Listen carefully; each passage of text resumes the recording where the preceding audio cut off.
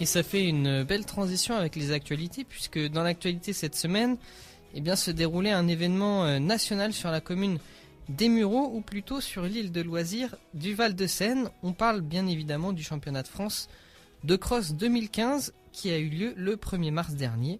La FFA, la Fédération donc française d'athlétisme, a choisi la ville muriotine. Un juste retour des choses pour Bernard Amsalem, président de la fédération.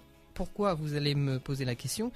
La ville d'Émuraux fête le 60e anniversaire de son cross international, dont la première édition s'est déroulée en 1955, une épreuve remportée par des champions muriotins comme Maurice Chiclet ou encore Julien Soucourt notamment.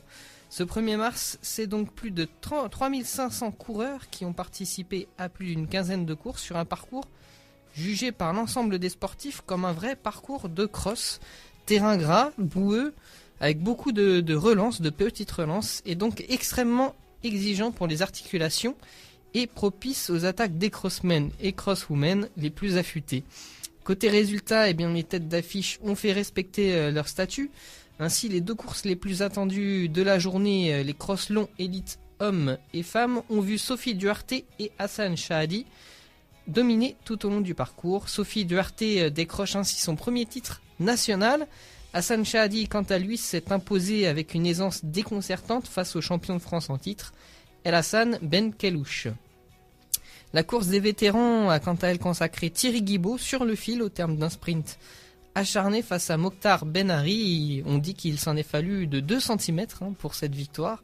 Une revanche en tout cas pour le sportif Thierry Guibaud qui avait été devancé l'an dernier par le même adversaire.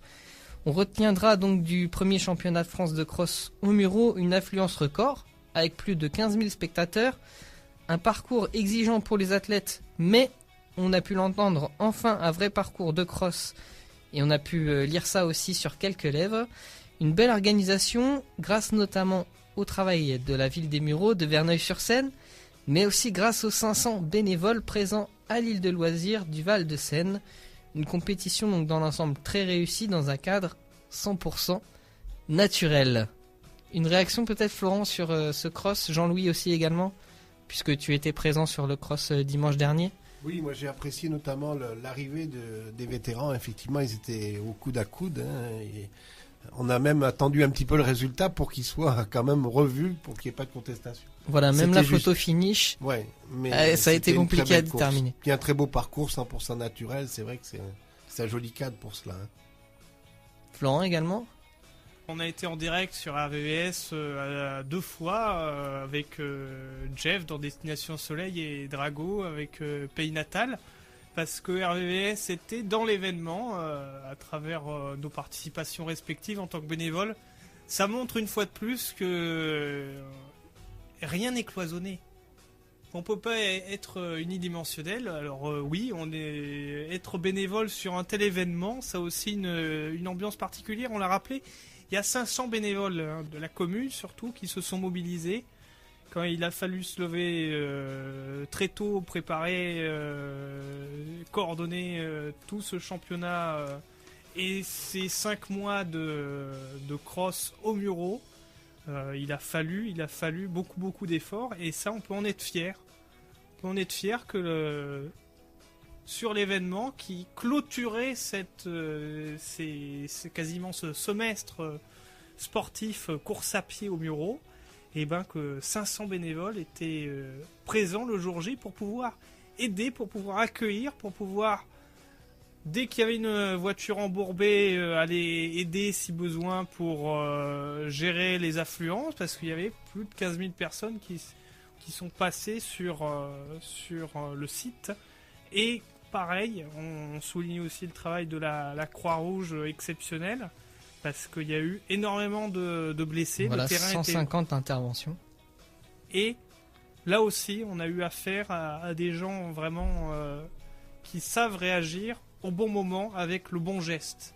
Et ça, on peut leur tirer vraiment notre salut, puisque et c'est pas grand chose, mais on peut leur tirer beaucoup plus de louanges. Mais c'est vraiment essentiel sur ce genre de manifestation. Et en tant que bénévole, on était en plus à la gestion presse, donc comme quoi les choses, on arrive à allouer les compétences, ce qui est quelque chose de fantastique. Et parallèlement, pourquoi je vous dis ça? Parce qu'on salue l'équipe de Blanco Negro, qui était l'agence d'événementiel qui a géré tous les journalistes. Et on a essayé à pouvoir aider Caroline dans ses missions, que l'on salue, et Adriane de la Fédération française d'athlétisme. Mais je crois que les journalistes étaient globalement satisfaits sur ce championnat de France de cross-country au Mureaux, puisque la billetterie sèche le démontre. C'était vraiment une très bonne journée. Et en termes d'hospitalité, là, on a senti une vraie stimulation au niveau de la ville. Et première priorité à la salle de presse du matin, c'était comment on va remplir la machine à café, parce que ça aussi, ça fait partie de l'hospitalité. On peut pas se dire on va recevoir beaucoup de journalistes, 20, 30, 40 parfois, hein, avec les entrées-sorties, et sans prévoir quelque chose, un dispositif pour passer un bon moment et des conditions optimales pour pouvoir travailler.